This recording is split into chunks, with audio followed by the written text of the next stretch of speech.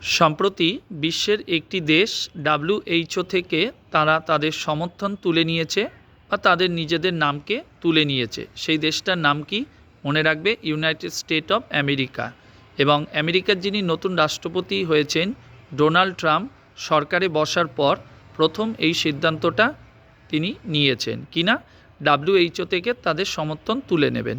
এর কারণ হিসাবে তারা বলেছেন বা তিনি ঘোষণা করেছেন কোভিডের সময় অর্থাৎ WHO তিনি বা এই অর্গানাইজেশনটা যেভাবে কাজ করেছে তারা তাতে সন্তুষ্ট নয়, অর্থাৎ ইউনাইটেড স্টেট অফ আমেরিকা এটাতে সন্তুষ্ট ছিল না এবং তাদের ব্যবহার যেহেতু সঠিক ছিল না সেই কারণের জন্য তারা এই সমর্থনটা তুলে নিয়েছে।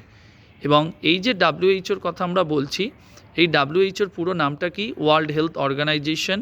এবং এই WHO কবে তৈরি হয় বা প্রতিষ্ঠিত হয়? 1948 সালের 7 এপ্রিল।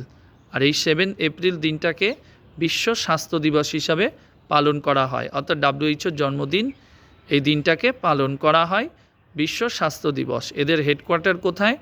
জেনেভা হলো এদের সদর দপ্তর। আর এদের প্রধান কে আছে বর্তমানে? ডিজি টেড্রস আধানন, যিনি এখানকার বর্তমান প্রধান। হেডকোয়ার্টার বললাম জেনেভাতে এদের সদর দপ্তর।